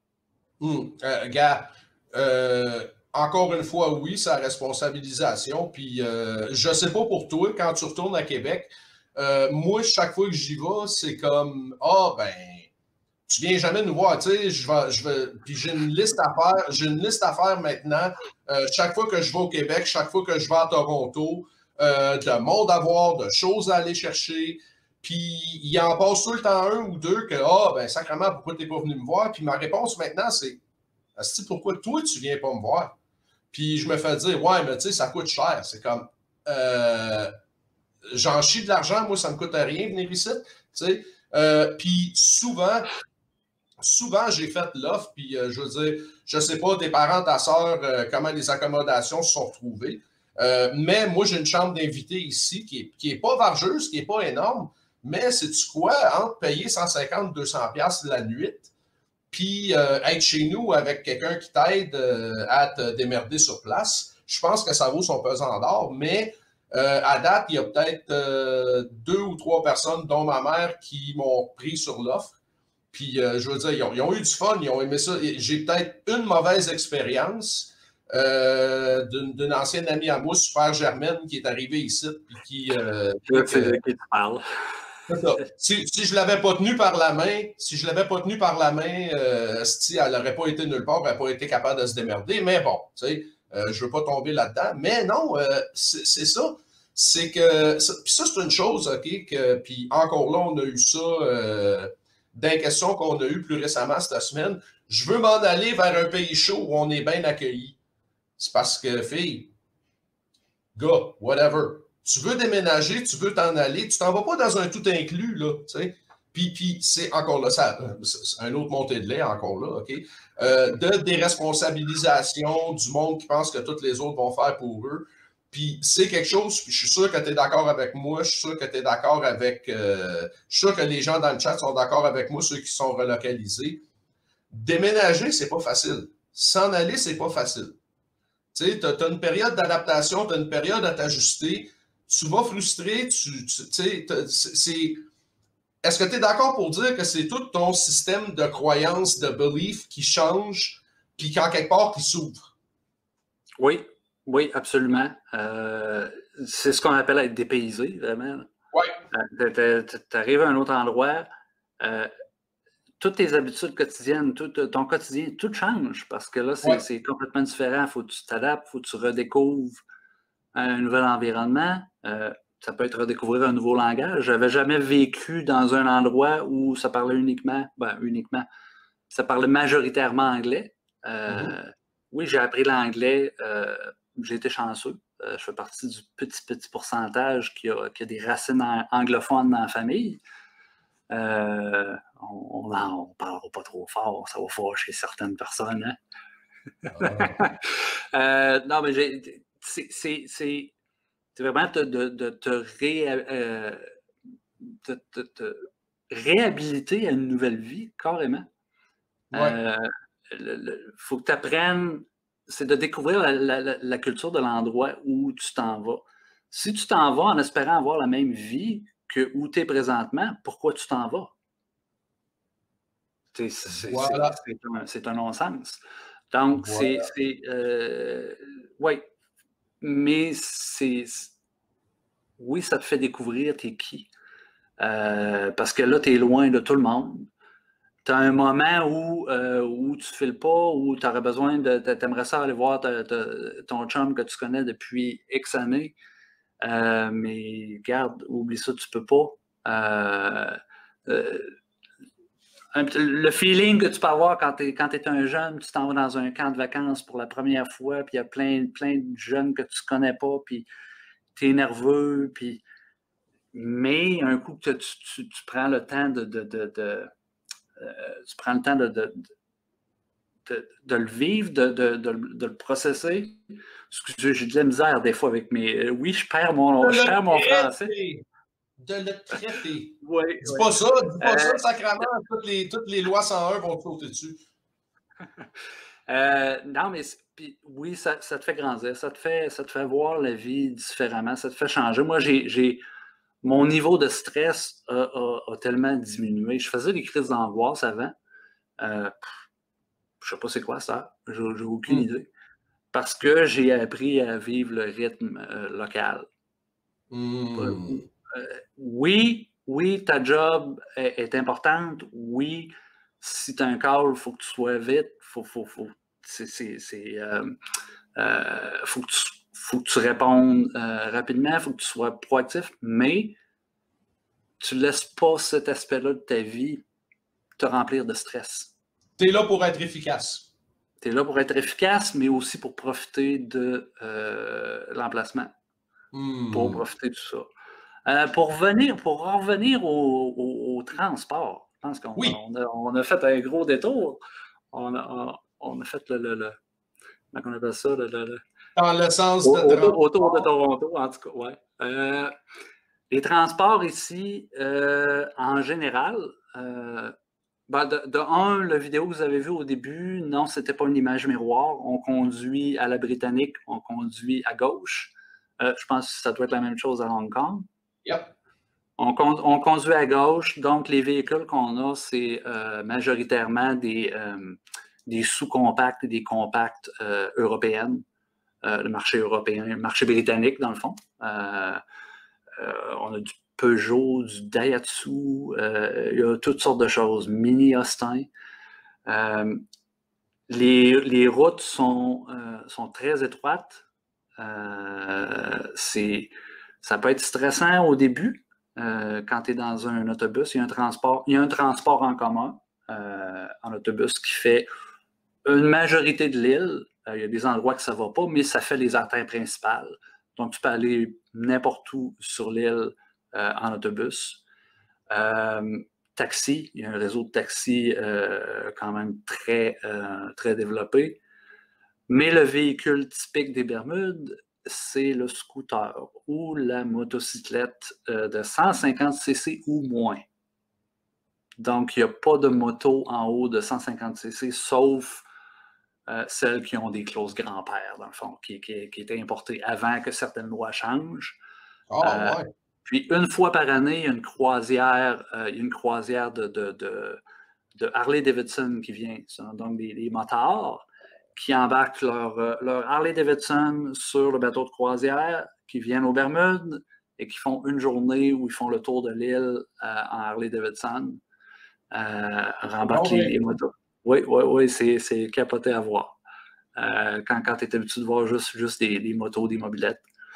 Puis récemment, il y a les véhicules électriques aussi qui sont entrés. Donc, il y a des petits véhicules qui appellent le Twizy, qui est fait par Peugeot. C'est un 2 places. Tu es assis un en arrière de l'autre. Donc, tu as le conducteur, puis tu as un petit siège en arrière. Ça ressemble à comme une petite bulle avec des roues ressorties. Ça a l'air d'un véhicule futuriste. Mm-hmm. Tu fais une location de ça. Si tu es en voyage, tu peux le louer pour une semaine, tu peux le louer pour une journée. Tu peux louer un scooter. Tu peux louer aussi le 2 places qui est side-by-side, côte à côte. Véhicule électrique encore. Puis, excuse-moi de t'interrompre, mais j'imagine que ça te prend probablement un permis international, puis s'il cloue ça avec assurance. Toi, de ce côté-là, il a-tu fallu que tu changes ton permis de conduire pour un permis bermudéen? Ou présentement, mon permis de conduire, c'est un permis de conduire pour moto. Okay. J'ai passé un examen quand je suis arrivé. Dans le fond, j'ai pris quelques semaines pour analyser, observer comment le monde conduisait. J'étais très proche du bureau où je travaillais, donc je marchais tous les matins. Je marchais pour aller travailler. Puis j'observais au quotidien, j'observais comment le monde se comporte sur la route. Juste pour avoir une idée, puis s'habituer au fait que on conduit à gauche. Fait que là, quand tu traverses la rue, tu ne regardes pas de la même façon. Puis quand tu rentres dans une rue, il faut que tu penses à prendre la bonne voie parce que sinon, ça ira pas bien. J'ai passé un examen sur un scooter de location.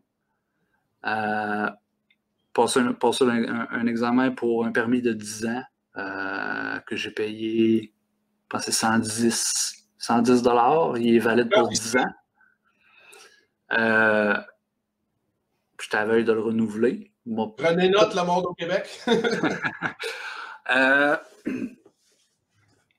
Mais j'ai pas de permis de conduire automobile encore. Parce que j'ai pas d'auto, j'ai pas besoin d'auto, j'ai une moto, c'est assez, ça me suffit.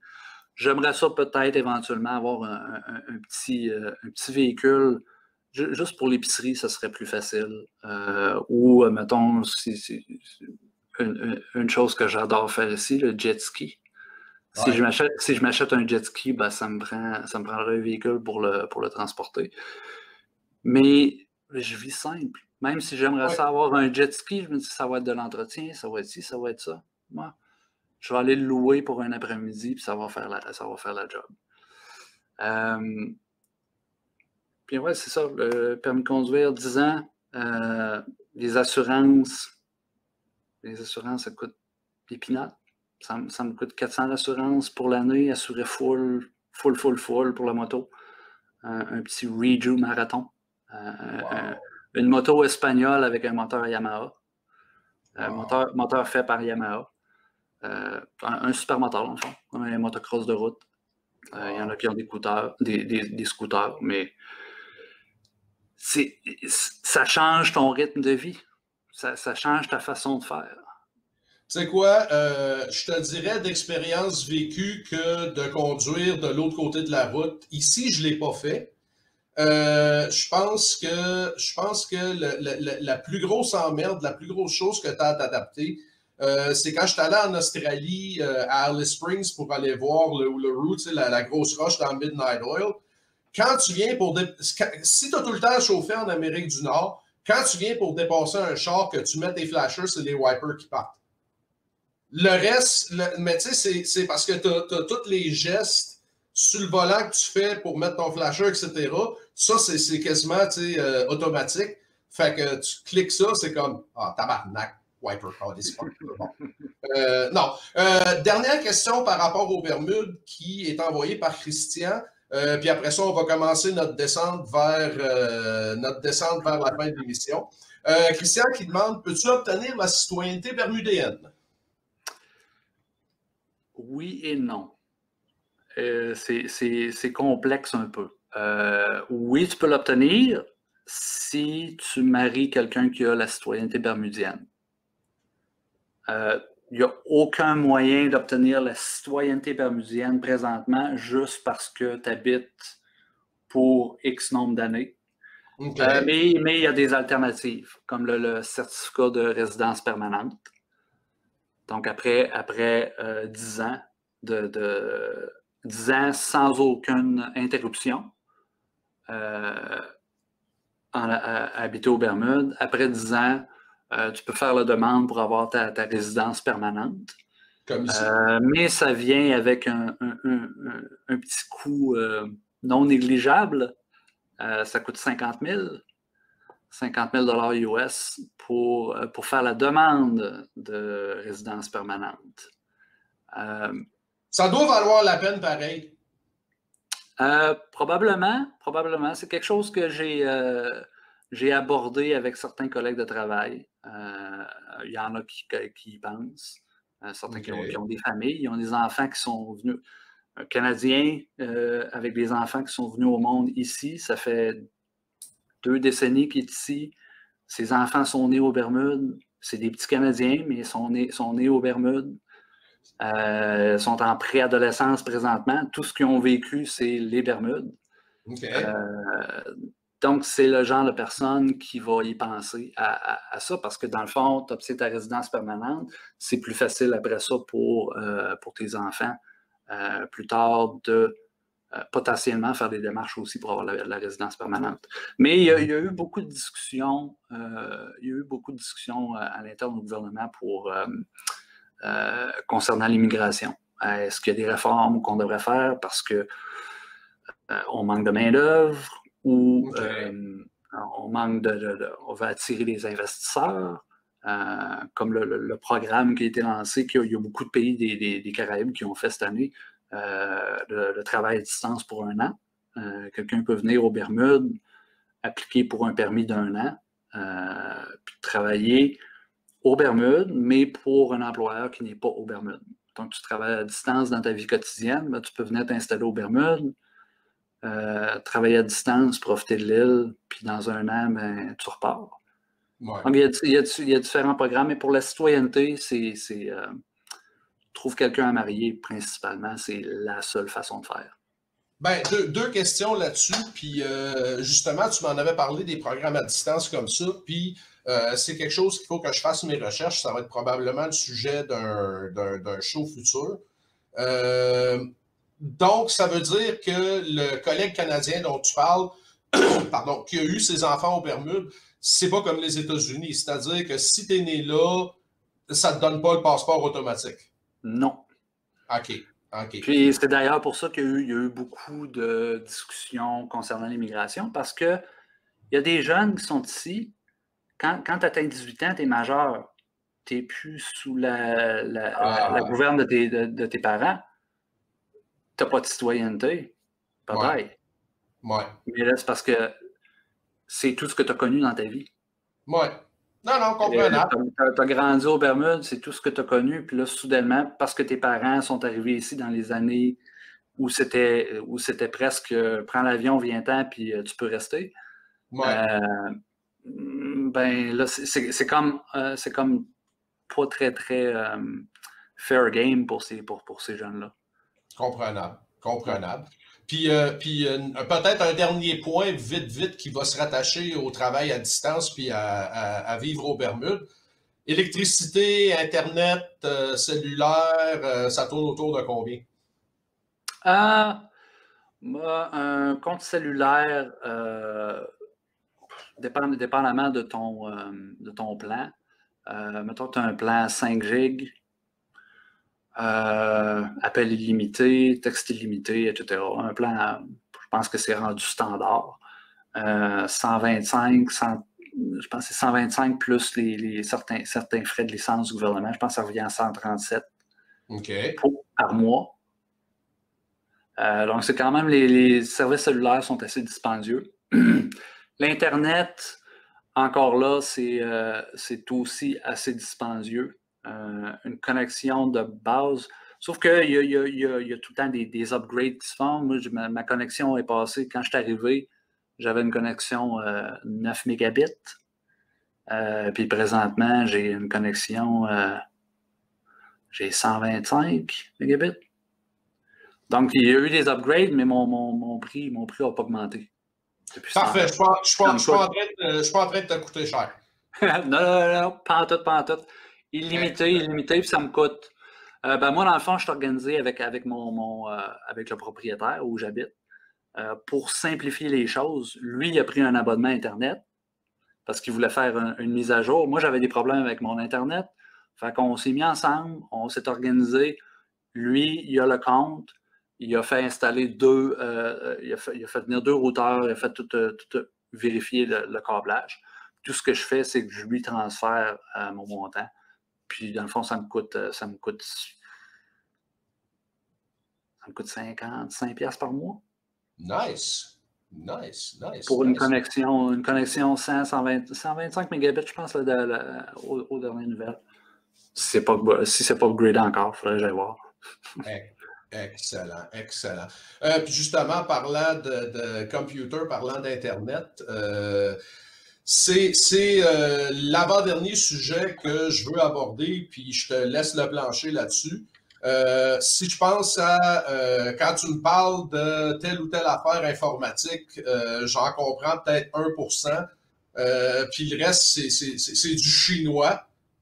No pun intended. Si tu avais à t'adresser à un programmeur, si tu avais à t'adresser à quelqu'un qui est dans l'informatique, qui est dans ton domaine de travail, puis je ne dirais pas nécessairement pour aller vivre aux Bermudes, mais un programmeur, quelqu'un en informatique qui veut sacrer son camp du Québec, qui veut aller à telle ou telle place, etc., c'est quoi que tu suggérerais à personne? Puis là, tombe dans les technicalités, je ne te poserai pas de questions. Je ne suis pas mal sûr que les gens qui regardent vont comprendre. Mais le plancher est à toi. Comment partir? D'un, il faut se faire confiance. Faut que tu te dises que si tu as choisi l'informatique en partant, c'est parce que tu as un esprit curieux. Tu es quelqu'un qui aime trouver des nouvelles choses, qui aime apprendre, qui aime évoluer. Donc, je pense que déjà en partant, c'est un avantage. Il y a beaucoup de programmeurs qui veulent être des programmeurs de jeux vidéo. Personnellement, je vous dis, si c'est vraiment une passion, les jeux vidéo pour le faire, faites-le. Si vous le faites parce que vous adorez ça, faites-le.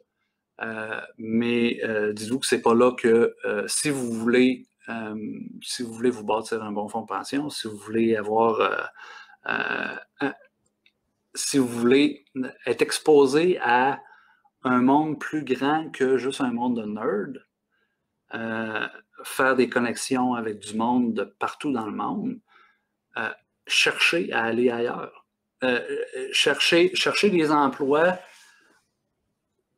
même si vous pensez que vous n'avez pas les qualifications, appliquez.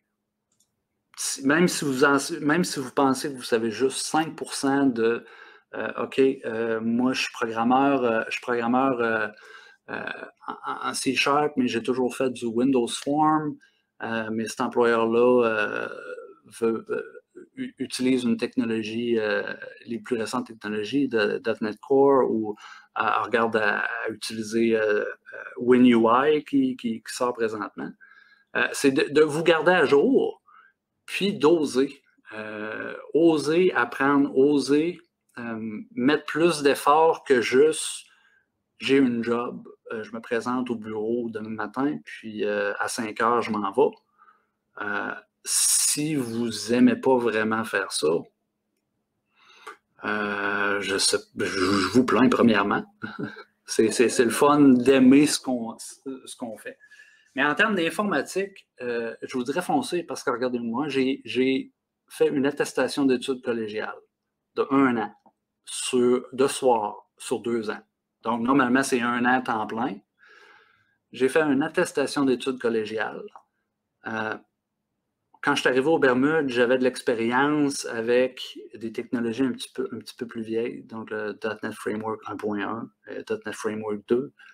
Il y avait la sortie de 3.5 avec des nouvelles affaires intéressantes. Je suis arrivé ici, il y a beaucoup de technologies que je ne connaissais pas. Des principes de inversion of control, dependency injection, et solid principle, toutes des choses que, bref, je n'avais pas vraiment vues au Québec. J'en ai appris beaucoup plus dans les années que j'ai été ici que à peu près le même nombre d'années au Québec dans le même genre d'emploi. Puis les salaires, désolé de vous le dire, mais au Québec, un programmeur, ça survit. Tu peux te trouver un emploi ailleurs dans le monde qui ferait ton premier ministre jaloux. Oui. Tu peux aller te chercher des salaires qui feraient un premier ministre ou un président de pays jaloux. Je connais du monde qui ont fait énormément d'argent en très peu de temps, qui sont dans la fin quarantaine, ils ont pris leur retraite parce qu'ils ont osé, puis ils ont commencé, ils ont osé, puis ils ont foncé, puis sont allés où il y a moins de restrictions financières aussi. Donc, oser, foncer. J'ai fait juste un AEC, puis présentement, je suis architecte système pour 3 bureaux. Bureau de Londres, bureau d'Irlande, puis le bureau des Bermudes.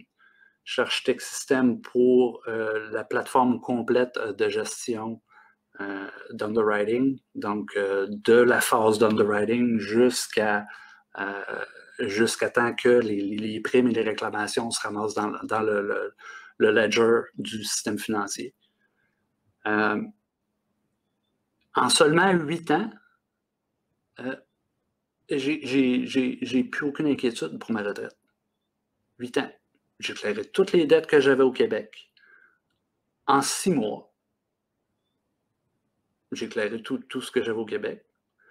J'avais pas beaucoup, mais j'avais un prêt étudiant, j'ai éclairé toutes ces dettes-là. J'avais un prêt auto, j'ai vendu l'auto, mais il restait une balance. J'ai tout éclairé en 6 mois. Puis, malgré le coût de la vie est extrêmement élevé, la retraite est assurée présentement. Juste parce que j'ai osé mettre le pied en dehors, d'ouvrir la porte puis d'aller prendre une marche en dehors du Québec.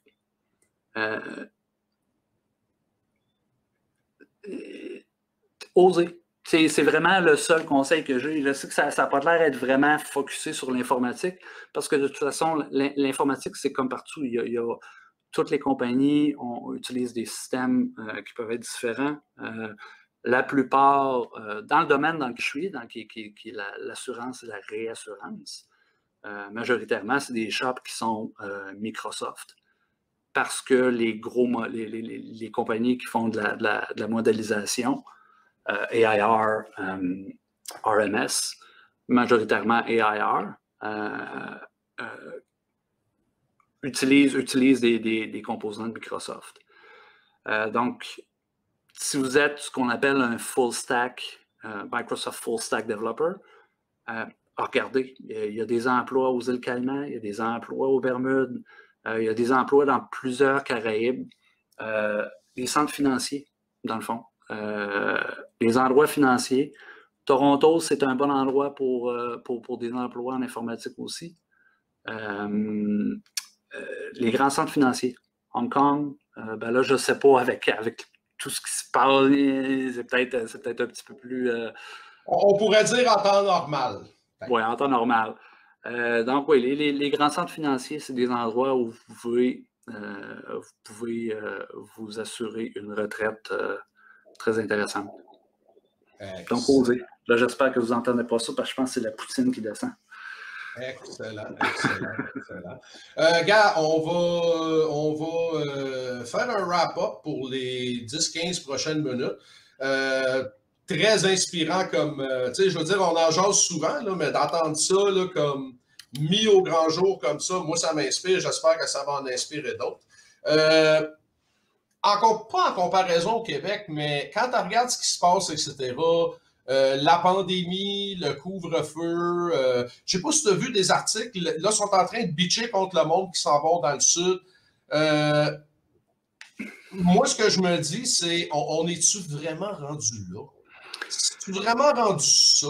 Puis juste une chose, avant de sauter dans ça, par rapport à ce que tu disais pour se trouver une job aux Bermudes, etc., je pense que tu es déjà administrateur sur la page Facebook de quitterlequebec.com. En tout cas, si tu ne l'es pas, tu vas l'être.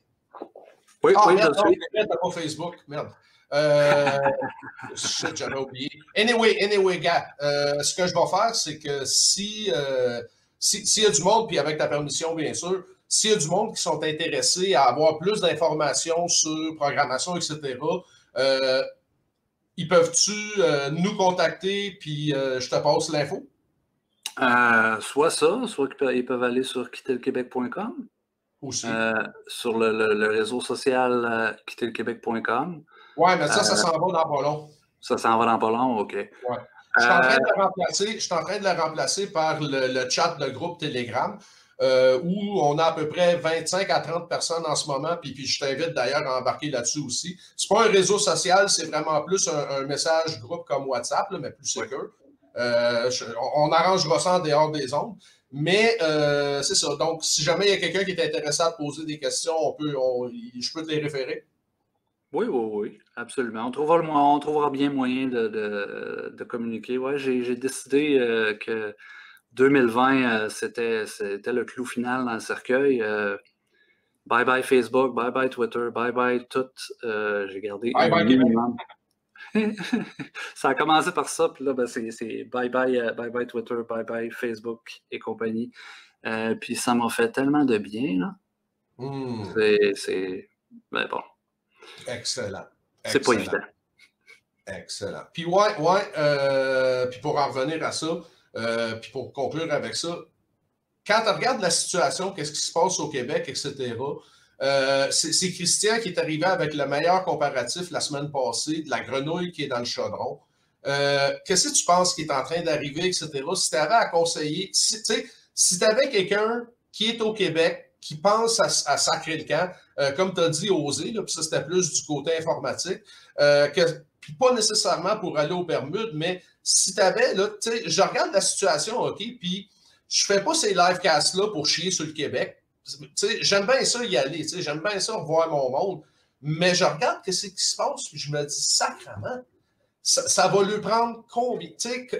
À quel point est-ce qu'il faut que le dildo soit enfoncé creux avant que tu décides à faire de quoi? Excusez mon langage coloré, là, mais c'est ça pareil. Gars, puis je te laisse le mot de la fin là-dessus, mais le monde au Québec, réveillez-vous. Ouais, pour être honnête, je sais pas que je comprends pas pourquoi le monde ne se pose pas plus de questions que ça. On parle tout le temps de suivre la science.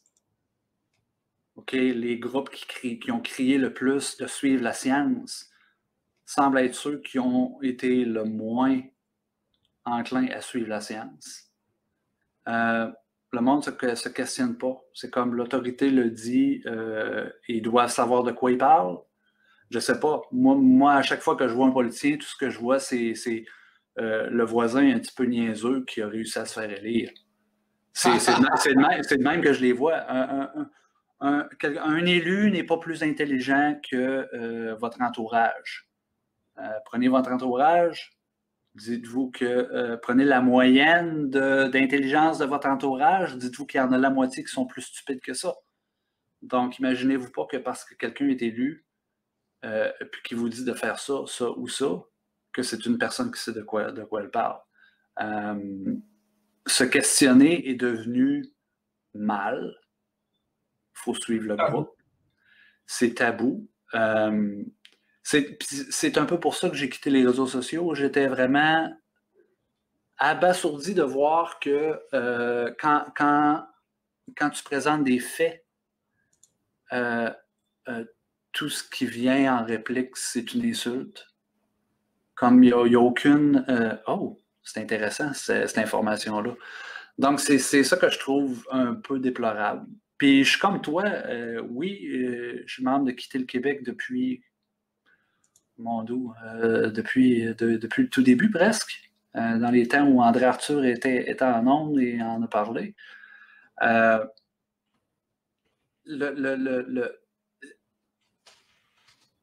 La meilleure façon de décrire ce que je pense du Québec, c'est je suis fier d'où je viens, mais pas de ce que ça devient. Je trouve ça triste de voir que on enferme une population complète, mais c'est pas comme ça qu'une quarantaine fonctionne. Une quarantaine, le monde a oublié, c'est quoi une quarantaine? Une quarantaine, c'est isoler les personnes malades, protéger les plus vulnérables. J'ai beaucoup de difficultés à comprendre, puis en même temps, je pense que ça peut être très difficile pour tout le monde aussi de comprendre ou de questionner, surtout quand ils voient que la plupart des dirigeants de tous les pays agissent presque de la même façon. Ça se passe presque partout sur la planète en même temps. Parce que je suis paranoïaque, parce que je me pose des questions? Peut-être, peut-être pas. Peut-être que, justement, se poser des questions, c'est une façon de se responsabiliser, puis de voir qu'est-ce qui va mal, qu'est-ce qui va bien, puis qu'est-ce qui serait bien. Si on ne se questionne pas dans la vie, on n'avance jamais. Honnêtement, je ne l'avais jamais vu de même. Pourquoi je suis tout le temps triste de telle affaire? Pourquoi je me sens jamais vraiment bien? Pourquoi? Si tout ce que tu fais, c'est tu te lèves, tu manges, tu vas au bureau, tu reviens, donne un bec aux enfants, va les coucher, jase un petit peu avec ta femme, tu t'endors, puis tu vires d'un bord puis de l'autre parce que là, dans ta tête, toi, c'est pas ça ta vie. Qu'est-ce que tu fais? Pose-toi des questions. Quelqu'un qui ne se pose pas de questions, qui ne cherche pas à en savoir plus, ben, désolé, mais par la suite, plaignez-vous pas. Venez pas me voir en me disant « Ah, ça c'est rough, ça change. » C'est Benjamin Franklin, le 3e président des États-Unis, je pense, qui a dit tu as du monde qui meurt à 25 puis sont enterrés à 75. Eh oui. Eh oui. Eh oui. Faut profiter de la vie le plus possible. C'est une situation qui est probablement très difficile au Québec présentement. Il y a probablement beaucoup de monde qui vont souffrir de façon totalement non nécessaire. C'est malheureux. Mais en même temps, je crois pas que... je crois sincèrement que les dirigeants en place essaient vraiment de faire leur mieux. C'est juste qu'ils ne savent pas ce qu'ils font. Ils ne savent pas quoi faire. Donc, qu'est-ce qu'on fait? Qu'est-ce qu'on fait? Ça semble plus être de la panique mêlée à « Ah, mais là, j'ai du pouvoir. Ouais, exactement. Ils ne savent pas quoi faire, mais ça retombe encore, je pense, sur la responsabilisation.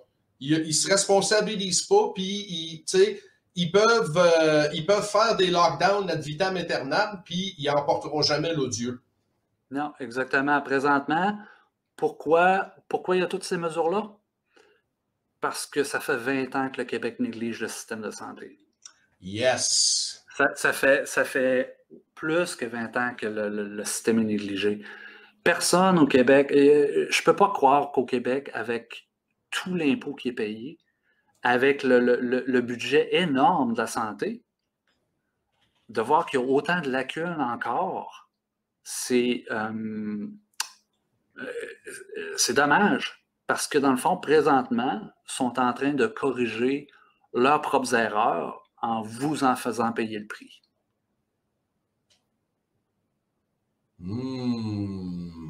Quand on n'est pas responsable de ce qu'on fait, c'est la faute des autres. Souvent, c'est la faute des autres ou les autres vont en payer le prix.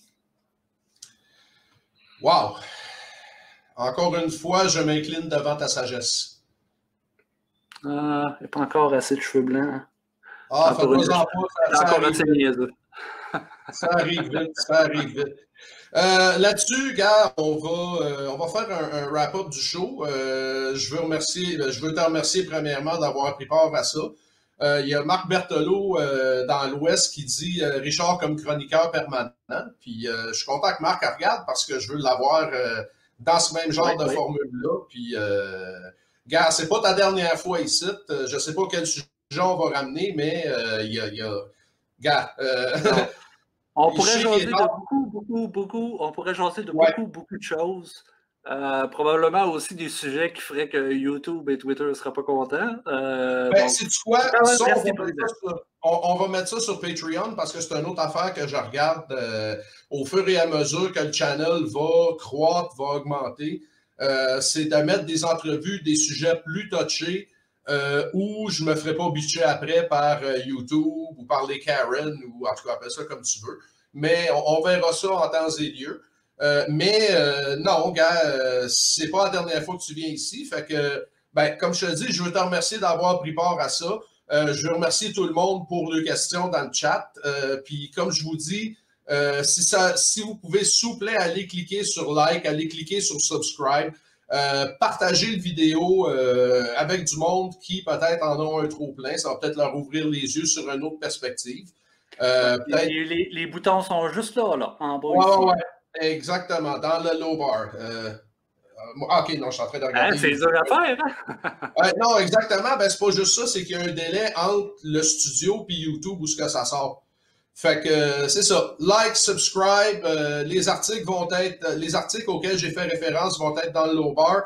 Rick, si tu veux m'envoyer quelques liens qui ont rapport aux Bermudes ou whatever, gars, aussitôt que je pèse sur stop, je commence à préparer le vidéo pour le placer. Puis, voilà, je te laisse le mot de la fin.